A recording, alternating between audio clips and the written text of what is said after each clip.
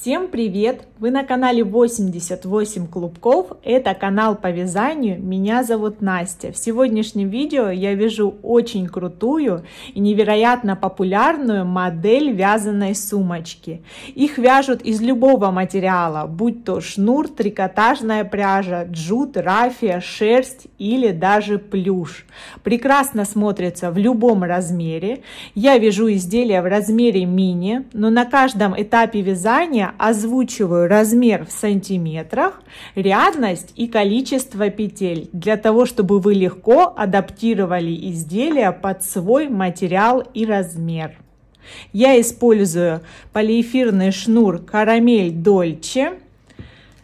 Характеристики нити: 4 мм толщина, в 100 метрах 200 грамм. Также я приготовила крючок 4,5 мм и маленький клапан-застежку. Это на ваше усмотрение.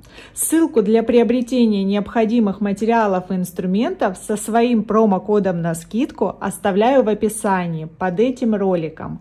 Обязательно подписывайтесь на мой канал, ставьте лайки, переходим к работе. Дорогие зрители, вопрос ухода и стирки вещей и декора такой же частый, как и вопросы по вязанию. Хочу представить вашему вниманию суперконцентрат гель Easy Clean. Его усиленная формула позволит быстро и легко удалять загрязнения любой сложности с цветного, черного и белого белья, сохраняя цвет и фактуру ткани, полностью вымывается из волокон, не оставляя разводов. Меня приятно удивил экономичный расход геля по доступной цене. Подходит для машинной и ручной стирки. Я активно использую экопродукцию Easy Clean для деликатных тканей и ручной работы. Ссылку для заказа геля-концентрата с бесплатной доставкой оставляю для вас в описании к этому видео. Начинаю вязать с самой яркой и эффектной детали изделия. Накидываю нить на крючок, короткий край перед работой. Подхватываю и создаю первую петлю. Далее мне потребуется цепочка из 12 воздушных петель. Теперь замыкаю цепочку в круг следующим образом. Складываю пополам, нахожу заднюю перемычку, вот эти точки. Первая, вставляю крючок, провязываю столбик без накида. Следующая перемычка, столбик без накида. И так до конца ряда у меня получится 12 столбиков. Для того, чтобы в начале вязания не было большой ярко выраженной ступеньки, край начала нити я скрепляю с первой петлей ряда. Увожу эту нить на изнанку, можно вязать ее в полотно.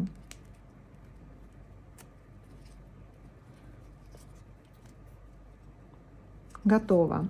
Далее обращаю ваше внимание, что лицо вязания у меня оказывается внутри, а изнанка снаружи. Если у вас не так, самое время сейчас вывернуть изделие, пока оно еще маленького размера и не навязана большая рядность. Итак, пускаю этот край и ввязываю его внутрь. Далее за обе дужки кромочной косы каждый следующий столбик без накида. Напоминаю, в круг у меня 12 столбиков. Петли идут одна за одной без соединения рядов, то есть вяжу я по спирали. На данном этапе у меня уже 3 ряда. И объем моей заготовки, если вы вяжете из другого вида пряжи, в сантиметрах порядка 12 сантиметров. То есть обхват, окружность 12 сантиметров. У меня это совпадает с количеством петель. Продолжаю навязывать нужное количество рядов. Чем больше становится рядов, тем больше визуально заметно, что узор наклоняется в сторону. Время от времени я просто поправляю полотно для того, чтобы одна петля была ровно над другой. И продолжаю навязывать.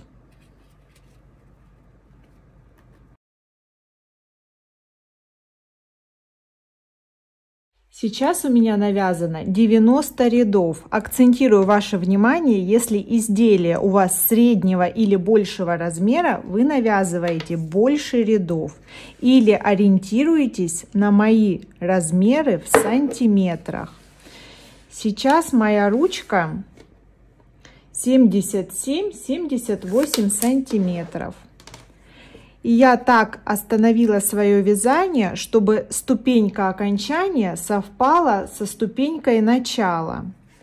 Здесь вот он провал по началу вязания, и я по этому ряду движусь на противоположную сторону, для того, чтобы у меня все совпало. Вот. Окончание вязания у меня точно так же по этому вертикальному ряду.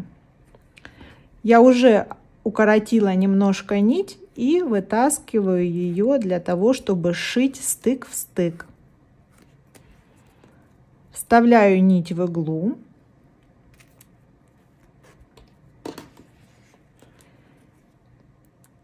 И закрепляюсь в эту точку.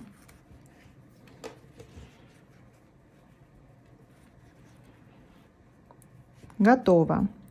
Далее стежками туда-обратно последовательно подхватываю каждую из кромочных петель за обе дужки.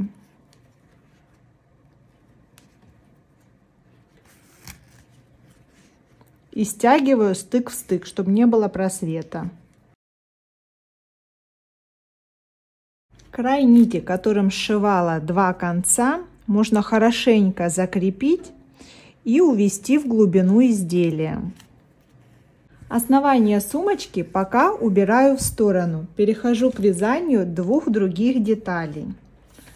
Они одинаковые. Набрасываю нить на крючок, короткий край перед работой, подхватываю рабочую нить и создаю первую петлю. Мне нужна цепочка из 5 воздушных петель. 3, 4, 5. Готово. Далее буду вставлять крючок в заднюю перемычку. Первую точку пропускаю, она уходит на петлю подъема. Вставляю во вторую точку, провязываю столбик без накида. Далее следующая точка, столбик без накида. Третий столбик без накида. В четвертую точку, она последняя, нужно провязать сразу 4 столбика в одну точку. Первый, сюда же, второй, третий и четвертый.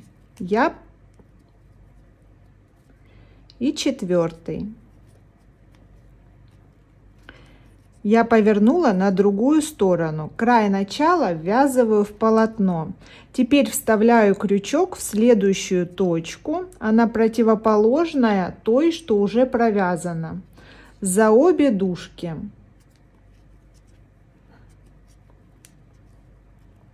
После поворота 1 столбик, второй и последний, 3 столбик. Готово. Здесь у меня закругление, здесь ровный край. Петля подъема, переворачиваю полотно, край начала продолжаю ввязывать, пропускаю точку петли подъема и вставляю крючок за обе дужки кромочной косы.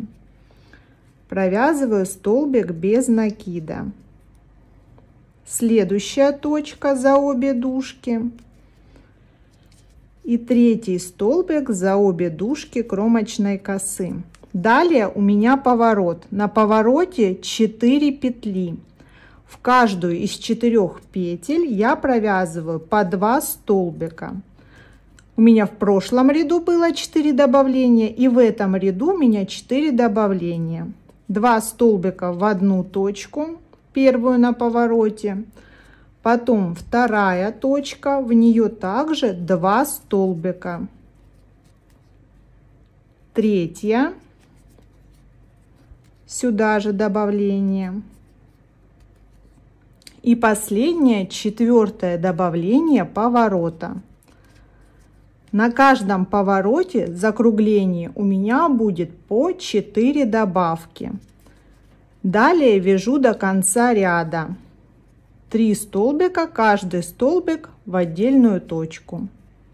Снова петля подъема, переворачиваю полотно, пропускаю петлю подъема и начинаю вязать столбики без накида за обе дужки кромочной косы до поворота. Можно по противоположной стороне посмотреть, что в эту точку было провязано добавление. В этом ряду провяжу добавление в эту же самую точку, то есть 2 столбика с одной точки. Далее одиночный столбик и снова добавление прошлого ряда в эту же точку, добавление в текущем ряду, то есть 2 столбика в одну точку. 2 добавления провязано, снова одиночный столбик и проверяю себя, добавление прошлого ряда, в него провязываю добавление в текущем ряду. Снова одиночный и последняя 4-я добавка поворота. Вяжу до конца ряда.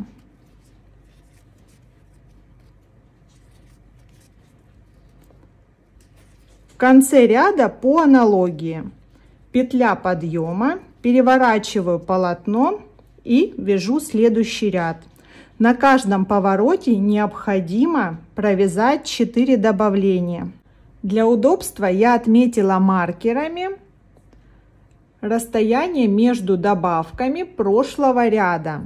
С этого ряда мне необходимо делать по 4 добавления на повороте, но чтобы они не совпадали с добавлениями прошлого ряда, иначе у изделия появится 4 выраженных угла. В этом ряду я свяжу добавление справа от маркера, то есть в точку перед добавкой прошлого ряда. В эту точку провязываю 2 столбика в одну точку.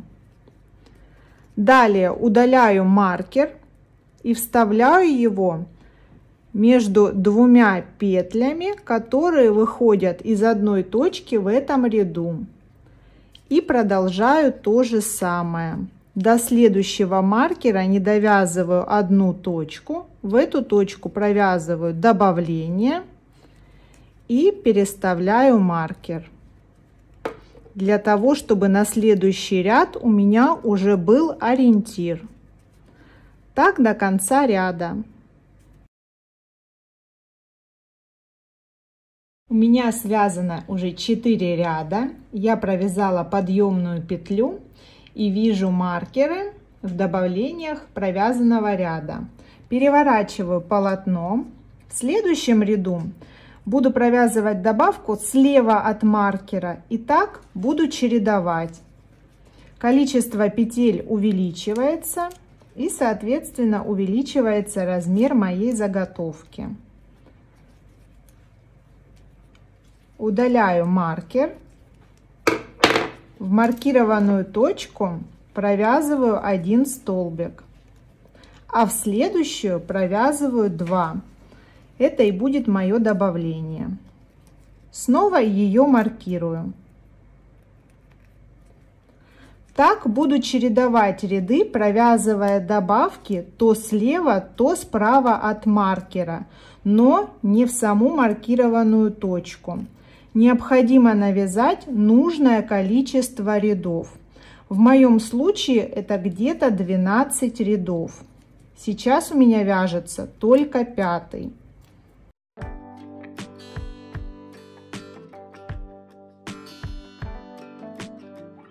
У меня провязано 12 рядов. И сейчас я перехожу на обвязку верхнего края.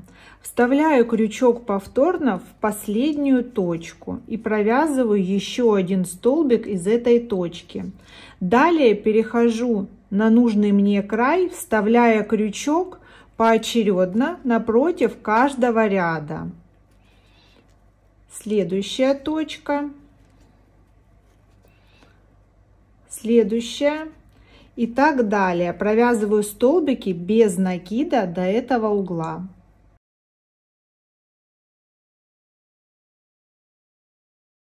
Последний столбик провязываю в кромочную косу начала предыдущего ряда. Готово. Далее отрезаю нить с запасом примерно в 1 метр.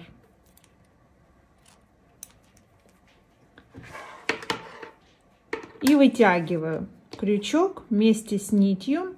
Этот запас пойдет на прокладывание шва и сбору сумочки воедино.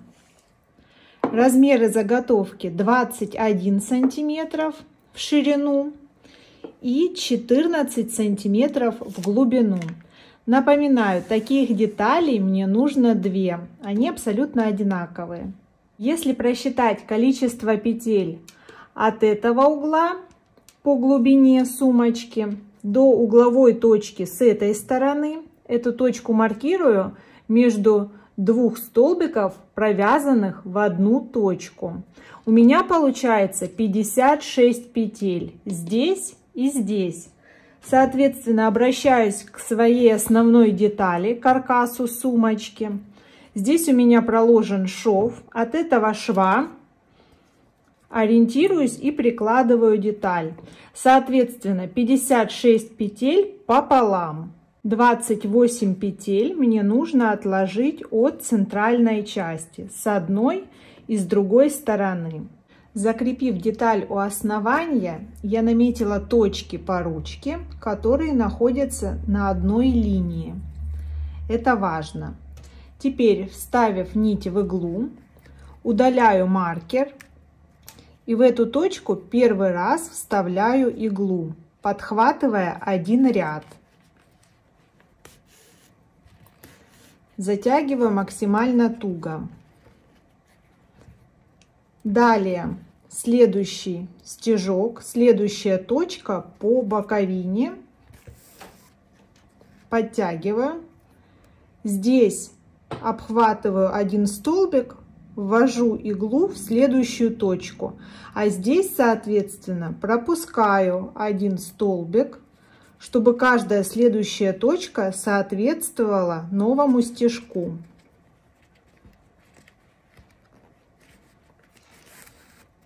И хорошенько притягиваю. Далее стежками туда-обратно, туда-обратно. Обращаю ваше внимание, что здесь стежки будут проходить через один столбик, как и по этой части. Здесь делаю стежки в одной плоскости, то есть один стежок под другим, не съезжая ни влево, ни вправо по ручке. Так пришиваю до конца ряда здесь и противоположную сторону соответственно.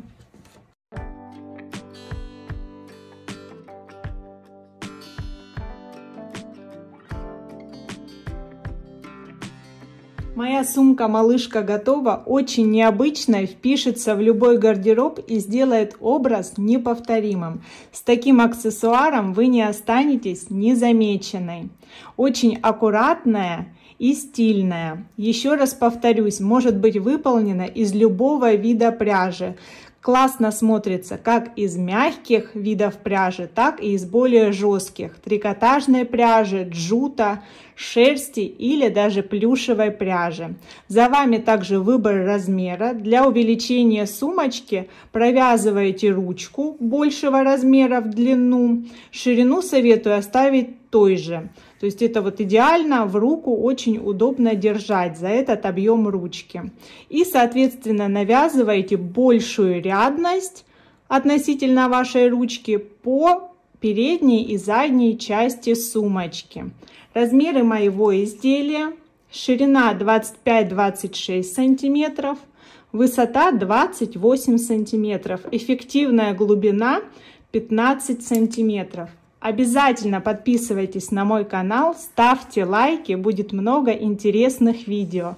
Всем пока!